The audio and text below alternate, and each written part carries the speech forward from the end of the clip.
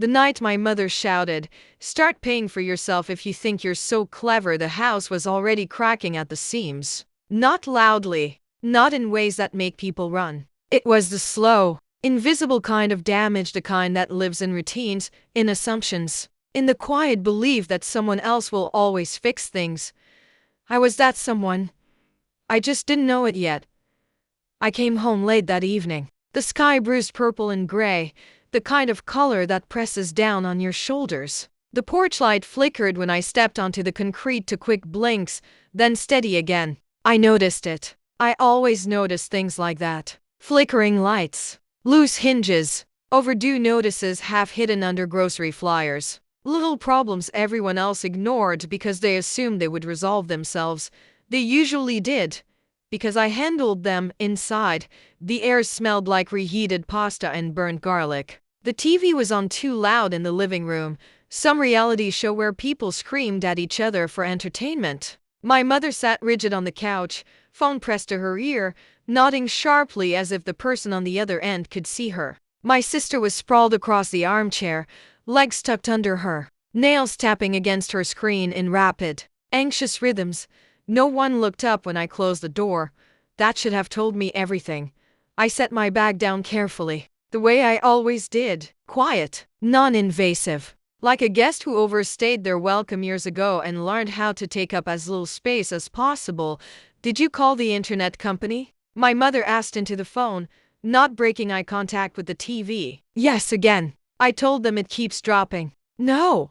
I don't know why. It just does." Her eyes flicked toward me for half a second. "And yes," she added sharply, "he's here now." I froze.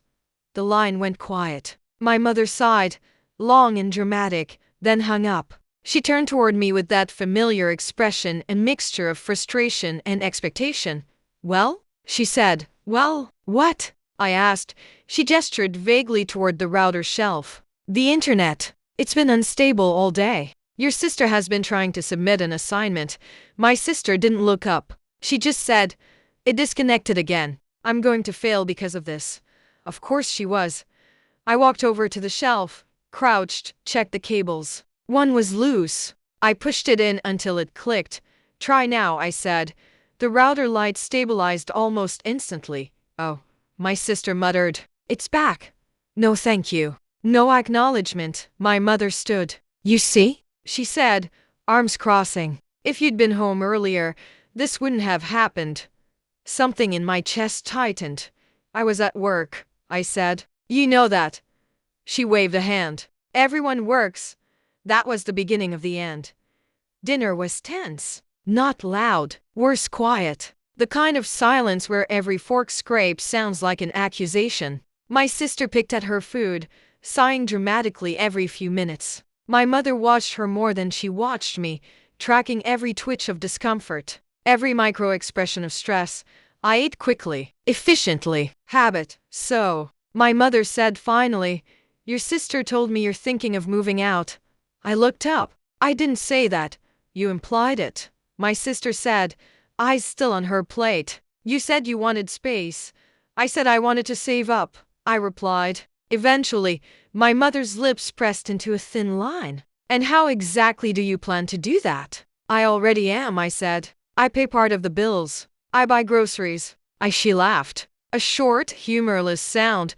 "You think that's paying your way?" she asked. "You think because you handle a few things around here, you're independent?" I felt heat crawl up my neck. "I'm not saying that." "Then what are you saying?" she snapped. I hesitated. That hesitation cost me. "Because from where I'm standing," she continued, voice rising, "you live under my roof. You use my electricity, my water, my internet. I fix the internet." I said quietly.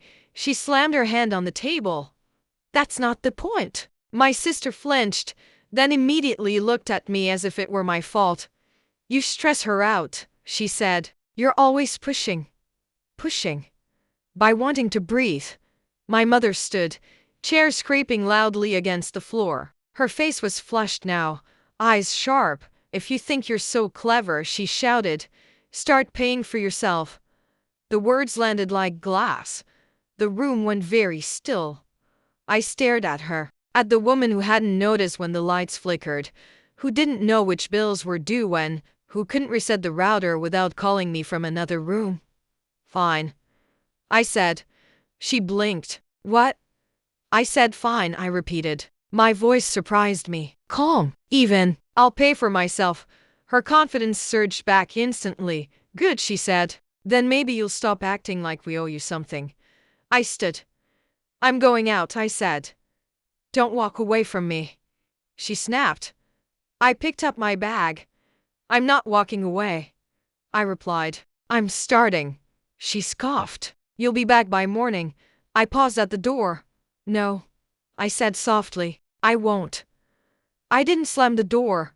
That mattered more than I realized. Outside, the night air hit my face like permission. I stood there for a moment, breathing, listening to the muted sounds of the house behind me, the TV laugh track, my sister's footsteps pacing, my mother's sharp voice already on the phone with someone else. They weren't panicking. Not yet. They thought this was a tantrum. I walked down the street with nowhere specific to go, just away. Each step felt unreal, like I was stepping out of a role I'd been playing for so long I forgot it wasn't permanent. By the time I reached a bus stop, my phone buzzed. Mom, where are you going? I didn't answer. Another buzz. Mom, you still need to come back and help with the breaker. The kitchen light went out. I stared at the message. Then I smiled. That was the moment I understood something important. They didn't hear what I said.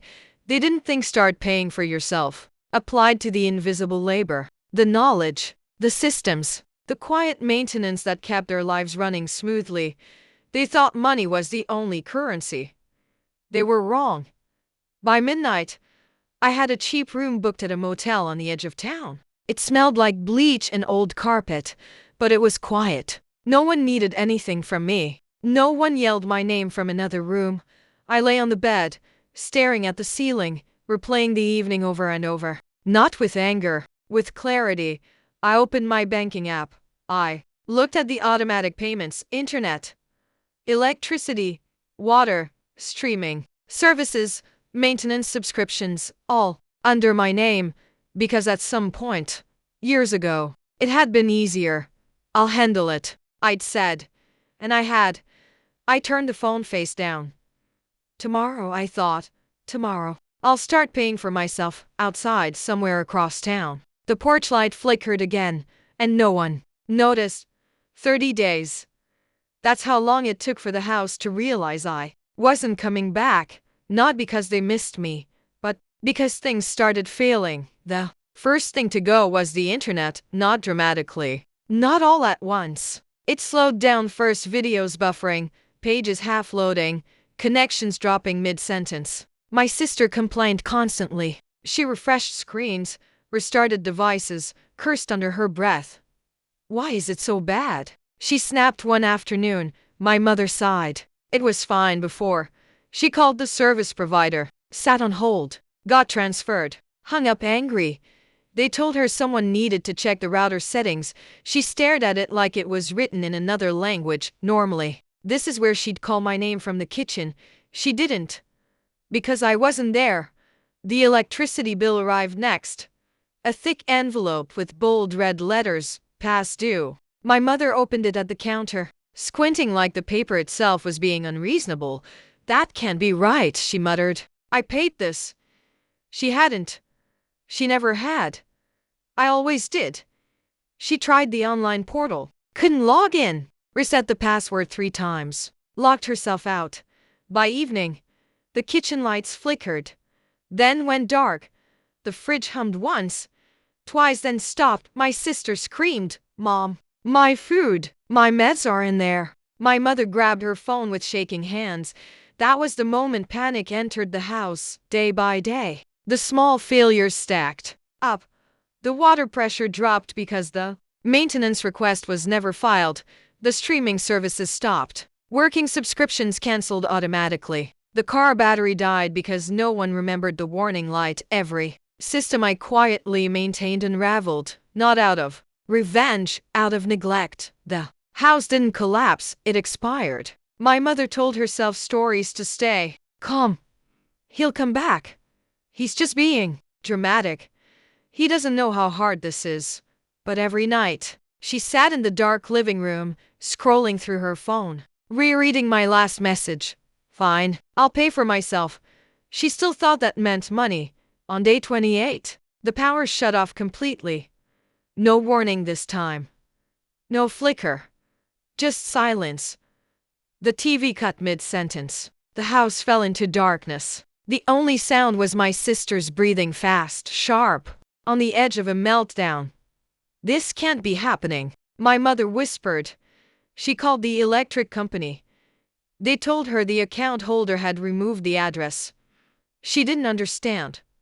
Removed it how? She asked, as requested. The operator replied. The line went dead. My mother stared at the phone. Then, finally, she dialed my number. I was sitting in my small apartment when it rang. 30 days had passed. I answered.